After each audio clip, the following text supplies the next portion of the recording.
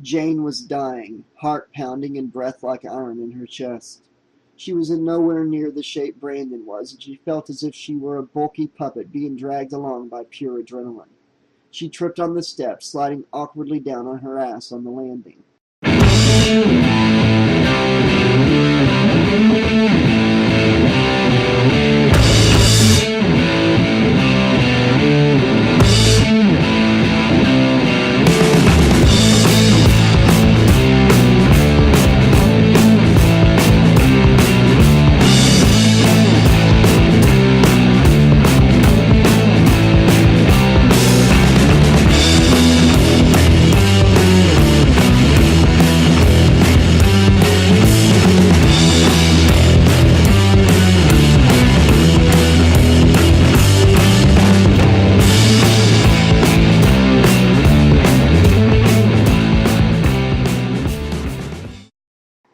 A Nightmare on Elm Street, Dreamspawn, Chapter 17.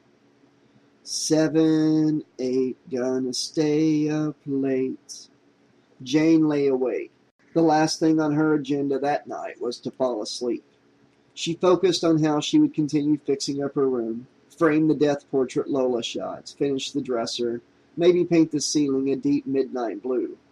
These mundane thoughts fought like stern chaperones to keep the fear from wrapping itself around her like an overeager suitor. The fear and guilt that would disable every rational thought if she allowed them free rein. But it was a losing battle. Every wall in her life had been torn down, exposing her to the horrors that her brick-and-mortar world would never have revealed. Now there was nothing but this fear drilling into her stomach, and a monster behind her eyelids that could kill just as easily as if he were on the other side of her lashes.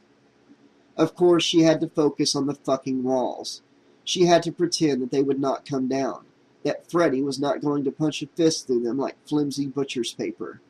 At least not while her eyes were open. What was he trying to do to her? Playing with her? Tormenting her? Or was he trying to show her something? And what did he mean when he said he could not kill her yet? Once he fulfilled Rose's mad hit list, would she be next? Would he stop there? She felt particularly terrible for possibly bringing any trouble to her mother. They fought at times, but her mother did not deserve any of this. She went through hell when Jane's dad died, and was only now starting to really recover, to really stretch a little, to put down roots. It had been so long since she seemed genuinely happy. If only Jane could read, or something. At least her mother went to bed some time ago, lying in the blissful blankets of mundane dreams, slowing off the calluses of stress with each deep sigh. The worst she had to fear was losing another job in this sorry economy. But even then, if worse came to worse, they could always go live with Jane's grandparents. There was nothing that could truly harm her mother in any appreciable way short of major disability, or the death of her daughter Jane. So it wasn't so much that she feared for herself. Jane feared for what would happen to her mother if anything happened to her one and only daughter. This, she realized, made her deeply uncool. She was supposed to hate her mother, like her peers, but she couldn't bring herself to do it. Tink, tink, tink. Jane's heart spiked into her throat. What the hell was that? Check the blankets. Real. Check the wall up above her headboard. Real. Check her eyes. Open. Tink, tink, tink. Someone was tapping at her window. That meant whoever it was had to have scaled the fence or busted the gate lock to get into the backyard. They might not have been living in a big city, but those instincts never left Jane's mother. Screw bolts in the window track and deadbolts on the doors. Locks, locks, lock the car door, lock the house, lock your computer screen. Whoever was tapping at her window had gotten past quite a chunky lock. Jane just lay there paralyzed, not sure what to do. She carefully let her gaze drift to the window, which was on the same wall as the headboard. Maybe it was Lola, or Amber. Maybe they had tried to call her. Jane considered rolling out of bed to turn on her cell. Damn the light. It would give away any movement. It's me! Brandon? Come on, Jane, I know you're awake. How many times did she need to tell him she would not see him? She never wanted to see him again. She couldn't stand to be near him. not just because of what he had done to Rose, but also because of the awful, creeping conviction that if he was close enough to touch, Jane would not be able to resist his lies. "Jane, come on, please. I have to talk to you." His voice was thick and broken. He deserved nothing but scorn, yet she still felt that awful tug in her heart. He sounded bad, shaken, and desperate, and she held up her anger like a shield, reminding herself of his betrayal. Rolling out of bed, Jane slid across the room to the window. She didn't bother to open her drapes, but she did stand close enough so that he could hear her. "Go away, Brandon. I don't ever want to talk to you again."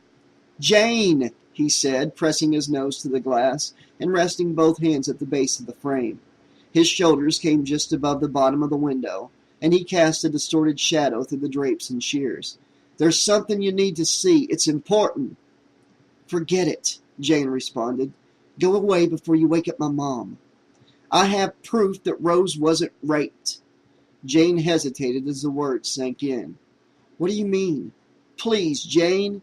He sounded choked up, close to tears. "Someone's after me. Me and some of the other guys on the team. He can get into our dreams. I think he killed Connor and Shane." He paused, and Jane's heart was pounding in her chest. "I don't want to die with you thinking I'm some kind of fucking rapist," Brandon said. "Please, just let me show you, and then I swear I'll never bother you again." The possibility that Jane was wrong, not just wrong, but deceived, flung open the door to teeming panic. What proof could he possibly have? What would she have to see to prove that Rose was not raped? Questions were still stomping around inside Jane's head from Rose's bizarre behavior, and while Jane stayed skeptical, unshakable doubt had wormed its way into her heart. "Okay, I'm letting you through the window, but you have to be quiet," she said. "Really quiet, okay?" "Thank you," he said. "Thank God." Sweeping back the drapes, Jane revealed a very haggard-looking Brandon. He had dark shadows beneath his eyes, and sweat clung to his face in spite of the cool night. His eyebrows crowded together in worry. She worked at the bolt screw in her window, then slid open the glass. The chill pressed through the weave of the screen, mingling with the metallic smell, a simple, happy smell, one of Jane's favorites. It seemed so out of place on this terrible night. She pinched the tabs on the screen and pulled up hard. In one try, the screen loosened from its track, and Brandon took hold of it from outside. He lowered it to the ground, leaning it against the house. "How are you going to get up here?" Jane asked. "You got something to lay on the track so I don't cut my hands?" Jane looked around and found a still damp towel from her morning shower. She folded it in two and laid it over the window track. Brandon then gripped the window ledge and jumped, his feet scraping against the wall. He got a leg up and in and climbed over without too much trouble. They stood about 2 feet apart for a few moments, just looking at each other. Listening, Jane's gaze drifted towards the door. No noises from down the hallway. Her mother did take sleeping pills sometimes, the same pills Jane had snagged for the night at the factory. It was a good bet that if her mom didn't wake up from that ruckus, she had been knocked out chemically. Still, relief that her mother would not wake did not dispel the war of conflicting emotions inside her belly as Brandon reached out to touch her arm, then pulled his hand back, dark eyes filled with anguished hope. "Can you get online in here?" he asked her. She didn't know what she was expecting him to say, but that wasn't it. It took a second for her to recover and nod, gesturing towards her computer. Brandon watched silently as her machine booted up. First her operating system, and then a world-class security system, and then wordlessly sat down and took over the keys. He logged on to the wrestling team's website, a simple affair with scores, stats, and photos. Kevin's been using his webcam to secretly record all the girls he slept with for the past year. He puts up the files here on the site for all the guys on the team. Brandon scrolled through the pictures of the wrestlers until he came to Kevin Park, moving the cursor over the photo until it touched his crotch and turned into a pointing finger, indicating a hidden link. Brandon clicked and was taken to a plain white page with a list of girls' names, followed by the letters MPG. Jane couldn't help but notice Amber's name on that list. I saw Kevin's laptop in the room that night with Rose, but I forgot all about it until tonight. I called 100 times, but I knew the only way to get through to you was to come here. He scrolled down the list. The name on the bottom of the list was Rose.mpeg. Just watch this, okay? Brandon said. Then I'll go. He took a deep breath and then clicked the file named after Rose. Jane watched for the file to open with a cold feeling of dread. Eventually, a rectangle appeared on the screen with the toolbar at the bottom. Brandon clicked the sideways triangle that stood for play. The image resolved into a huddle of broad, t-shirt-clad backs. The quality was not bad, but the room was dim, making it difficult to sort out the details of what she was seeing. Jane did recognize members of the wrestling team, including several of those named in Rose's hit list of the condemned. Then suddenly the male bodies parted, revealing Rose. She lay back on an unmade bed, her breasts spilling over the neckline of her strappy dress. She was smiling, green eyes burning. "Hey, Brandon," Connor's voice called. "Where you going?" He was clearly quite inebriated. "I'm out of here, man," the on-screen Brandon said as he came into the frame, looking down at the camera and back at Rose. "This is not my thing." "Don't be a pussy, you fucking halfback," Connor said, punching Brandon hard in the shoulder. "That anaconda you got there, camera shy or what?" Brandon shook his head, face hard and unreadable. The handsome Asian face of Kevin Park loomed suddenly large in the frame, fiddling with the camera. "Brandon's afraid to be recorded," Kevin said, moving the camera to a higher location in a vertiginous shuffle. The image resolved again, now dominated by Connor's face. His cheeks were flushed, eyes glassy. Kevin's voice continued off-screen. "He thinks La Migra will see it and he'll get deported." "Whoa, hang on," Connor said, looking back over his shoulder. "Yeah." He stepped aside, revealing Rose on the bed. She was peeling down the top of her dress, her breasts jiggling softly in the cup of her lace bra. Her milk-white arms and chest were crisscrossed with scars, some old and pale and some still oozing fresh. "Freaky," Connor said. In the background, Jane could faintly hear Brandon's retreating footsteps and the slam of the bedroom door, under the whistles and catcalls. Rose reached behind herself and unsnapped her bra, pushing her breast upward and together and licking her lips. Connor strode forward, grinning, and began fumbling with his belt. All around him, his teammates quickly followed suit. "That's it, boys," Rose said, reaching into Connor's open fly. "You know what I need." Jane hit pause, freezing Rose as she leaned down towards Connor, lips parted and green eyes narrow and sly. She was not held down, not being beaten or forced to participate in any way. A cold rage boiled inside Jane. "I've seen enough," she said. Brandon shook his head. "No, wait," he said, hitting fast forward. "There's something else you need to see." The images on the screen were creepy and surreal as they sped along.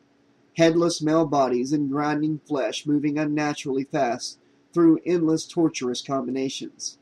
And in the middle of it all, Rose, ecstatic and howling, sometimes eclipsed by muscular legs and backs, sometimes naked and splayed as a vivisected rabbit, but unquestionably thrilled to be there.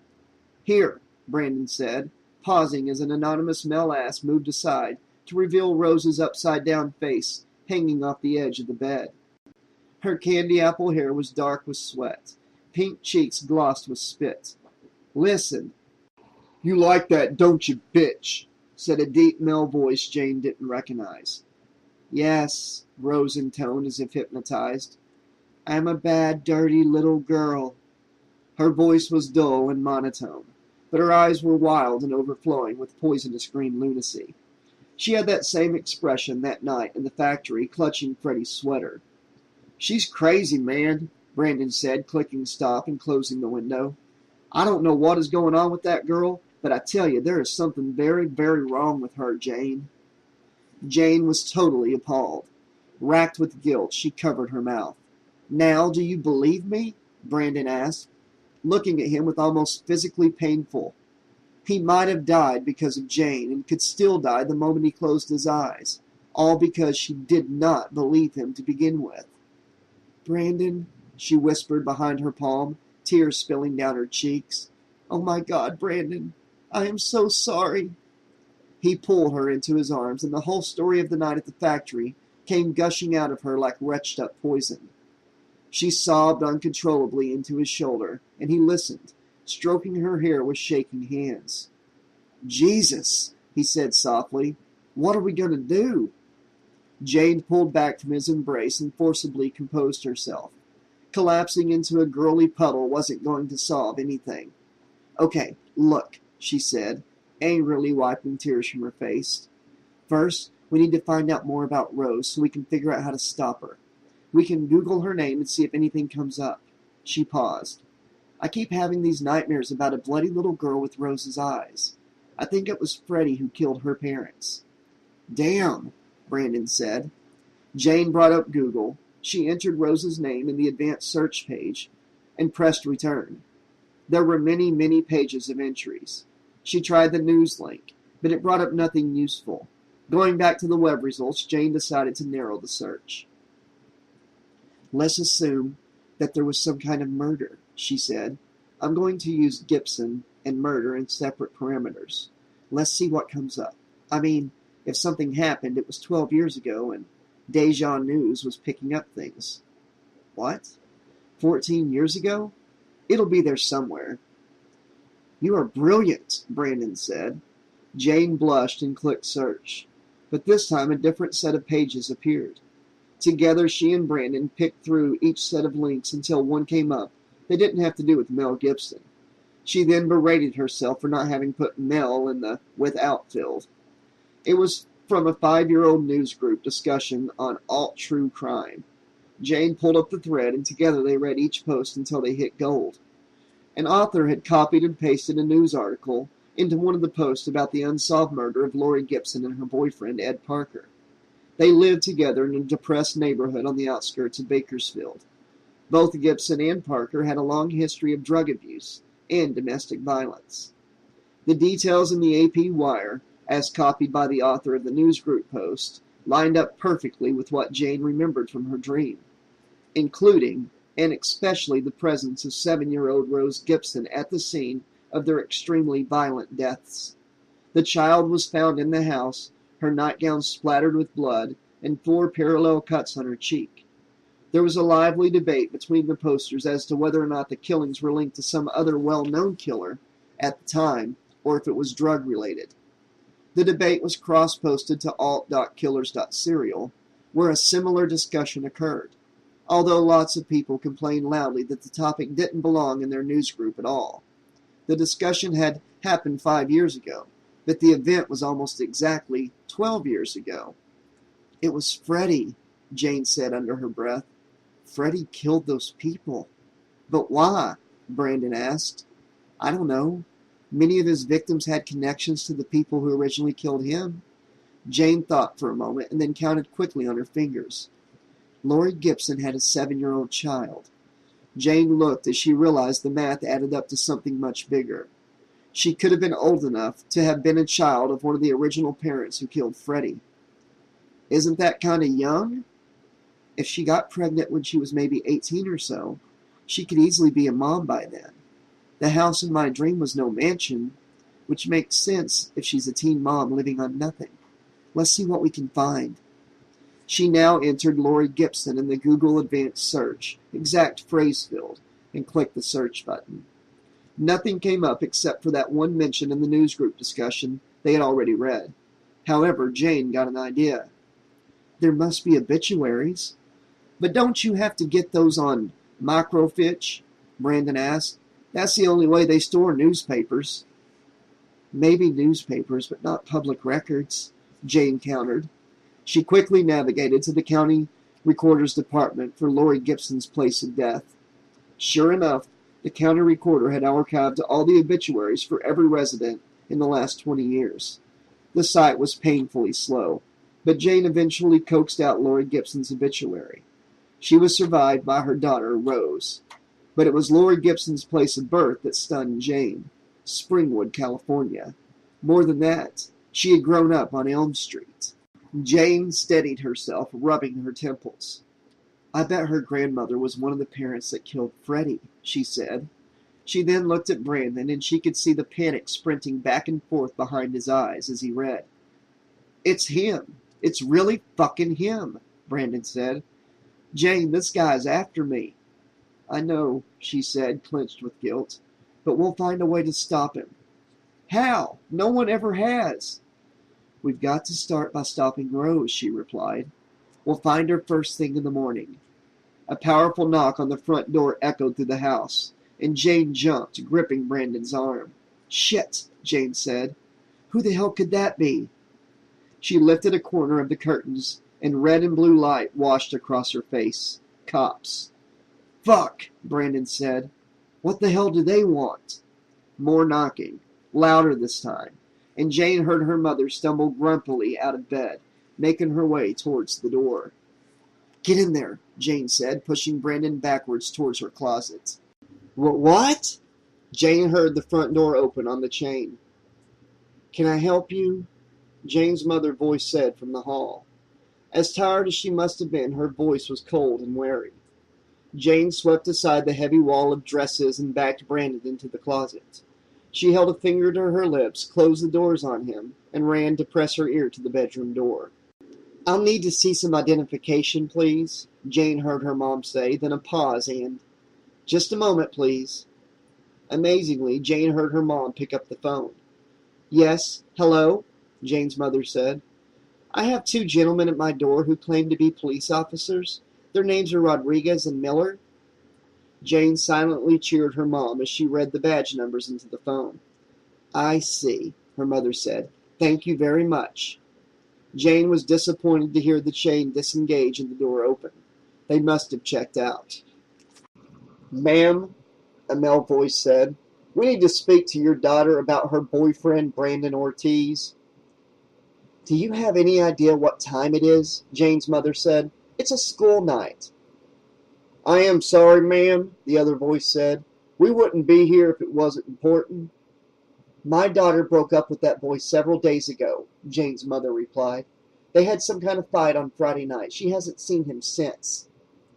Do you have any idea what their disagreement was about? No, her mother said. I have no idea. I'm sorry, ma'am, but we're still going to have to speak to her. Jane took a deep breath and jumped back in bed, pulling the covers up to her chin and feigning sleep. I don't see why this can't wait until morning, Jane's mother said, her voice getting louder as they approached her door. Shit, she thought suddenly, the screen. The window was still open, the screen sitting outside against the house. There was no way to reach the screen now, but she ran to the window and slid it shut as quietly as she could, fumbling with the bolts as her mother's tentative knock sounded on her bedroom door. Honey, her mother called. Jane's fingers were shaking as she crammed the bolts back in place and dove back into her bed. Jane? The door opened, light from the hallway spilling over Jane's flushed face. Geez, Mom, Jane said, sitting up in bed. You scared me. Jane, she said, gesturing to her left with her chin, there are police here to see you. Police? Jane Nahan, the lower of the 2 male voices called. I'm sorry for the late hour, but we need to ask you some questions. Just a second. Jane got out of bed and pulled on a dressing gown. Shooting a last desperate glance at the closed closet, she went out into the hallway. The 2 cops were in regular clothes, one tall and heavy-set, and the other slight and hyperactive, with eyes that seemed to bounce all over the room, cataloging everything. I'm Detective Miller, the hyper one said. This here's my partner Rodriguez. The taller cop nodded a silent greeting. Have you seen Brandon Ortiz tonight? The hyper cop asked. Jane frowned and shook her head. No, why?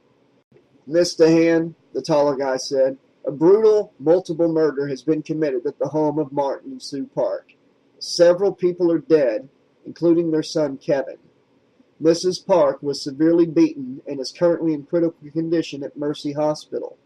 With head trauma this extensive, even if she eventually comes out of the coma, she's looking at moderate to severe brain damage. It doesn't look good.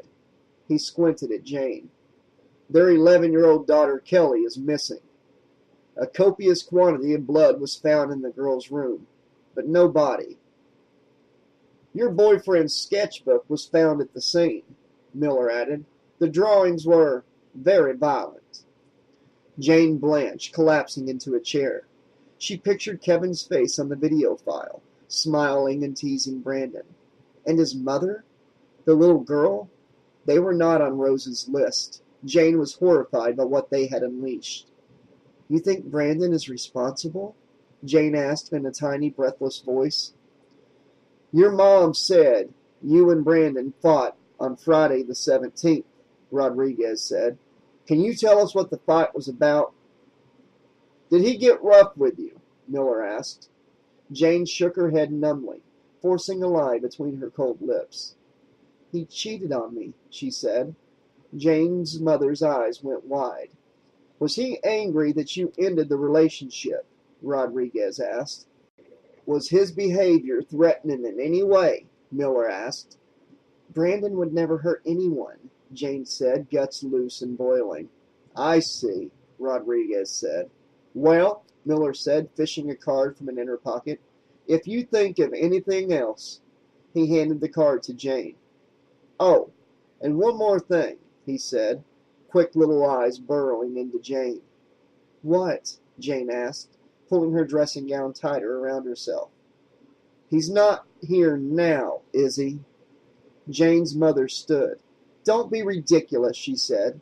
My daughter does not have male guests at this hour. Is that right? Miller asked, eyes never leaving Jane's. All the fury that had been building up inside slopped over and she clenched her fist. Fuck you, she said. Jane! Her mom gasped. No, Jane continued. I resent the implication that I am sexually active, which, for your information, I am not. I went on one date with the boy in question, one date. He kissed me and I stopped him. He wanted to go further, and when I wouldn't let him, he found someone who would. End of story. If you would like to search my bedroom for gentlemen callers lurking under the bed, you are welcome to do so. But if not, then kindly take your sleazy questions elsewhere and just leave me the fuck alone. She turned on her heel and stormed out of the room. I'm sorry, Jane heard her mother say. I'll talk to her. It's okay, ma'am, Rodriguez said. Just let us know if Brandon Ortiz comes around or makes any attempt to contact your daughter. We feel her life might be in danger. You don't know the half of it, Jane thought. It took nearly a half hour to calm her mother down and get her to go back to bed. When Jane finally let Brandon out of her closet, he was pale and shaken. He had only heard fragments of the conversation, and when Jane filled him in, he sat down on the lip of her bed, pale and silent. It was Freddy, Brandon said. I just know it was. I believe you, Brandon, Jane said, putting her arms around him. He pulled her close. Look, I don't want to freak you out or anything, he said. This isn't exactly how I'd hoped to do this, but I have to tell you. He paused. His voice was tight and cracking. I love you, Jane. Whatever happens, I need you to know that. Jane looked up at him, at the torment and potent emotion in his dark eyes, and she knew she loved him too. It was nothing like the slow, thoughtful courtship she had always dreamed of, but there was no denying the way that she felt. Like her friendship with Lola, it was that same intense, fast-forward intimacy forged during times of danger. Only with Brandon, it was laced with potent desire and turned up to 11. They were in for the fight of their lives and might be killed the second they dozed. There was no time to play hard to get. I love you too, Brandon, she said, words gushing out like blood. When you wouldn't talk to me, Brandon said, when you looked at me with so much hatred in your eyes, I wanted to die. I've never been so scared in my life, and you're still all I can think about. He gripped her hand. I'll fight to the death for you, Jane. I won't let him touch you.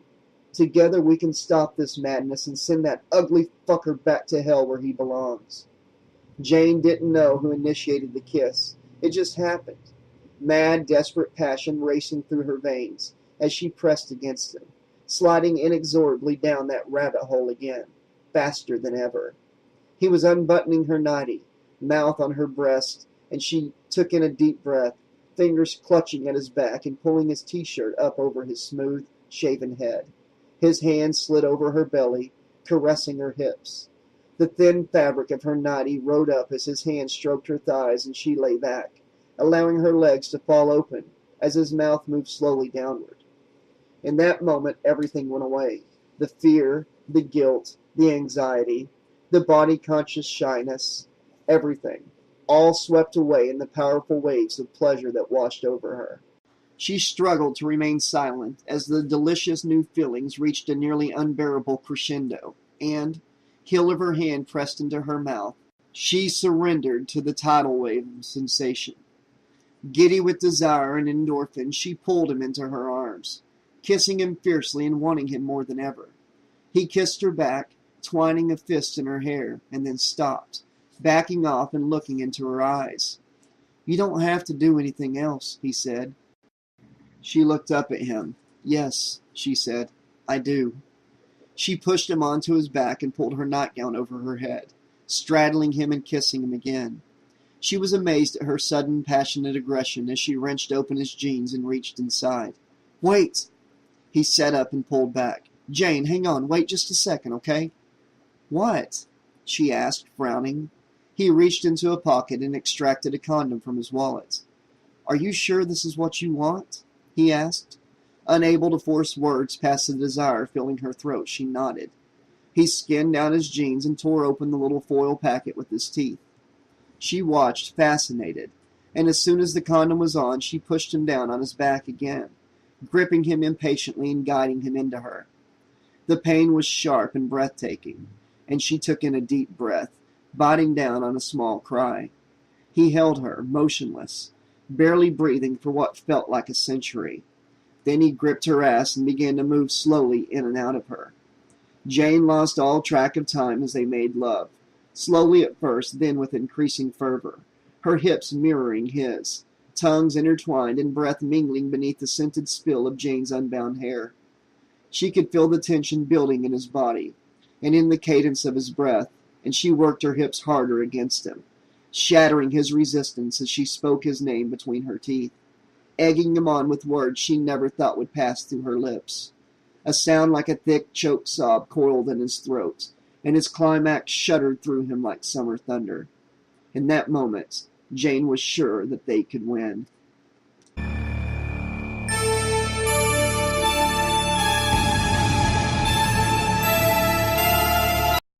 Chapter 18. In the aftermath of their lovemaking, they lay huddled together under her down comforter, lost in the kind of meaningless but passionate talk shared by lovers since the dawn of time, keeping each other awake until the sun came up. "How are we going to get you out of here?" Jane asked. "My mom will be banging on the door any minute now." Brandon kissed her neck. "I'll go the way I came," he said. "Meet me in front of the supermarket in half an hour, okay?" Jane did not want to let him go. It was as if the warm bubble that had enclosed them with that first kiss possessed some kind of magic power to stop time and keep them safe forever. She did not want to go back to the cold and dangerous real world. It seemed horrendously unfair. She watched him dress, torn between wonder at the unconscious beauty of his body in the thin gray morning light, and a chilly bone-deep dread at what they would have to face very soon. She kissed him several times as he made his way to the window. "Half an hour," he said, dropping down into the yard and handing up the screen.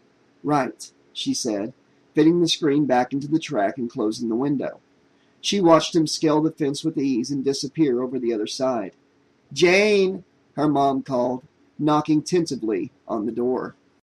"Coming, Mother," Jane replied, quickly pulling on a plain black skirt and a loose, comfortable t-shirt. She had her glasses on her face, shoes on her feet, and her hair twined into a tight knot in record time. There was no time for makeup or anything, but the most basic personal hygiene. There were larger things at stake, and if Brandon didn't like the way she looked all natural, that was just too bad. Her mother was lurking anxiously in the hall. Jane could see that she wanted to talk. She brushed past her worried mother with her backpack held up like a shield.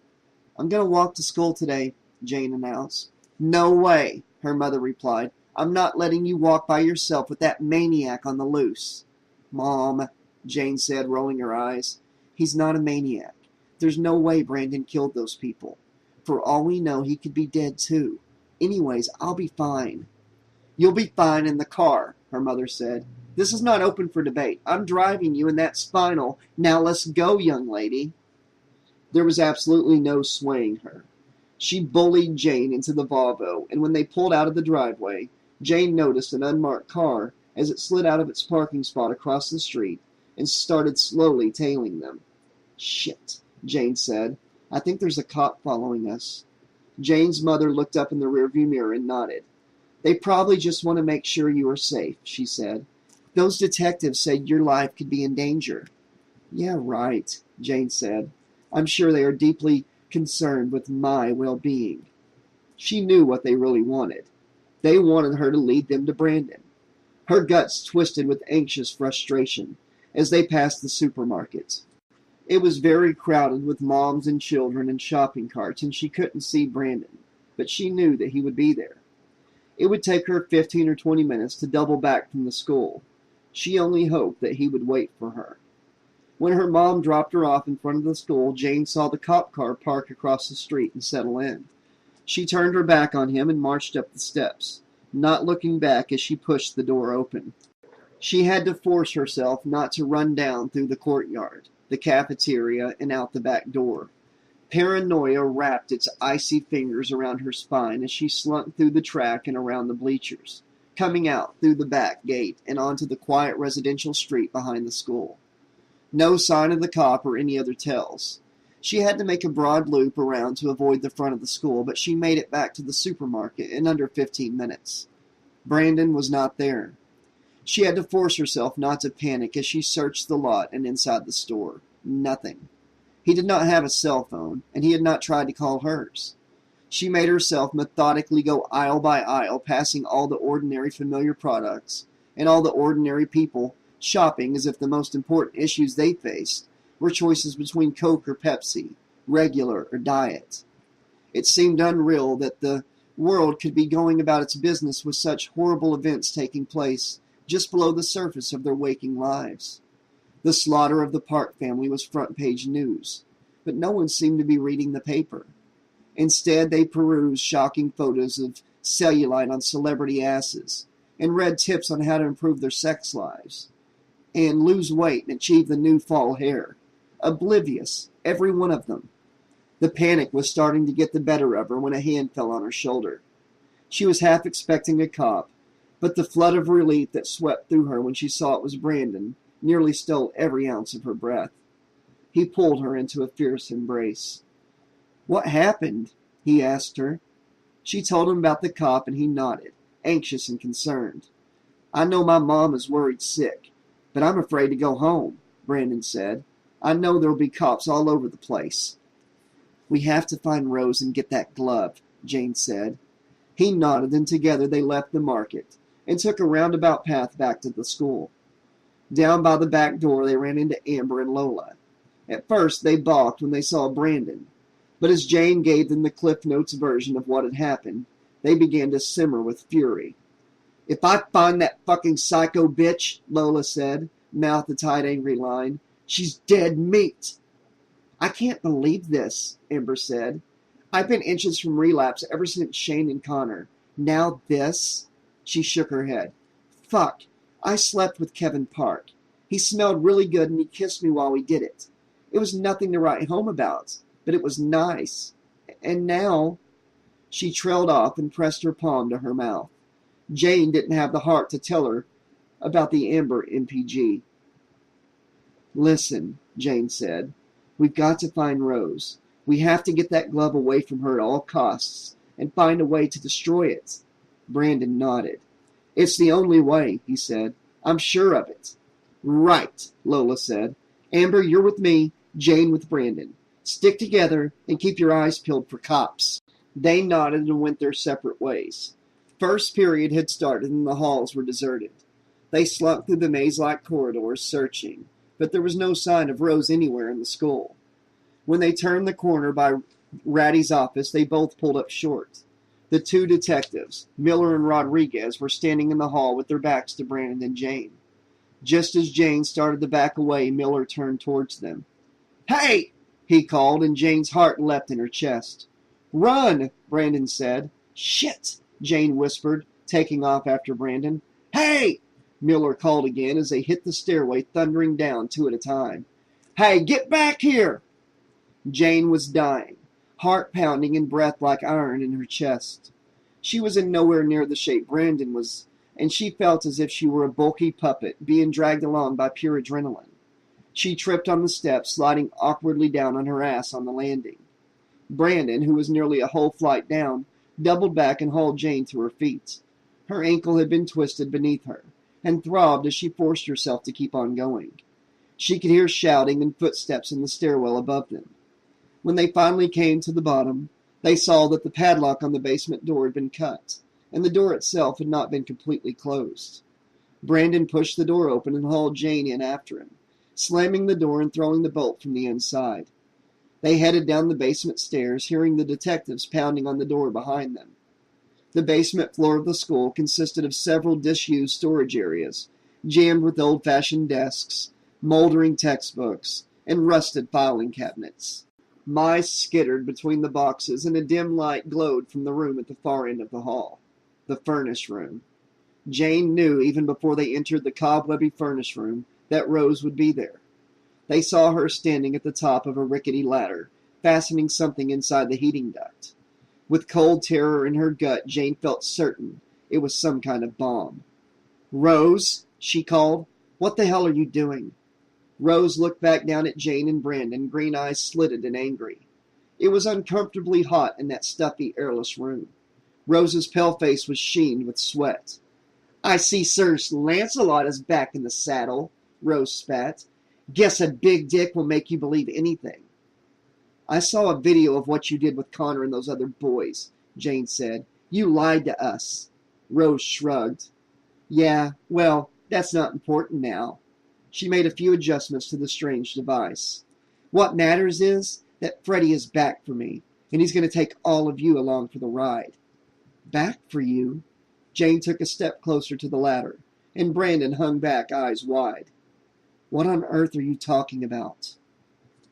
"He came for me when I was 7, Rose said. "He came for me, and we were interrupted. It's taken me 11 years to find him. 11 fucked up years of slicing myself up and feeling like a freak. But all that's over now. He's come back for me to take me. No more foster homes, no more monsters. Just me and him." "You're insane," Brandon said.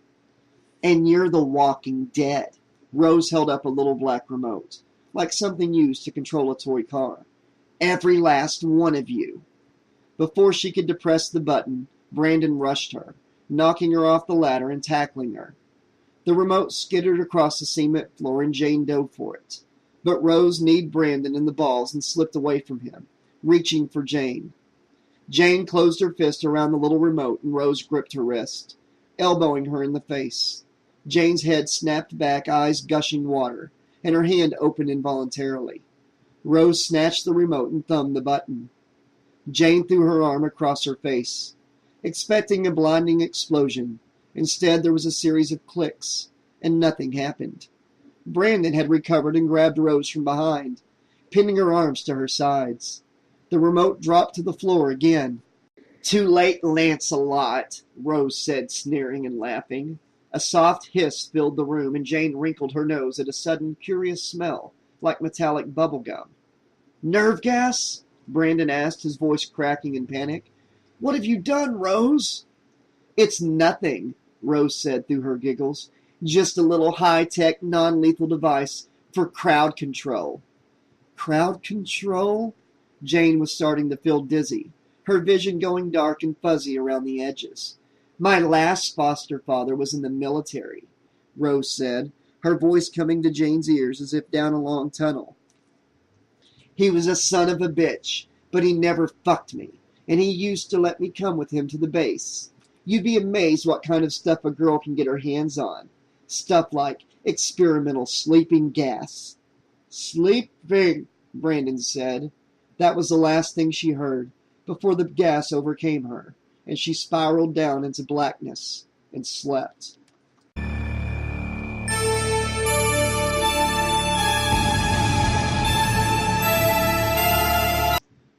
Okay, this has been chapters 17 and 18 of A Nightmare on Elm Street Dreamspawn. Hope you guys are enjoying the book so far. I am a little upset that after all that build up to Freddy, we just had 2 more chapters with no Freddy in it. But that sleep bomb just went off. I'm curious to see what comes next. I'll be back tomorrow with 2 more chapters of Dreamspawn. Until then, this has been your friendly neighborhood 80s Slasher Librarian saying, thanks for listening, and pleasant dreams!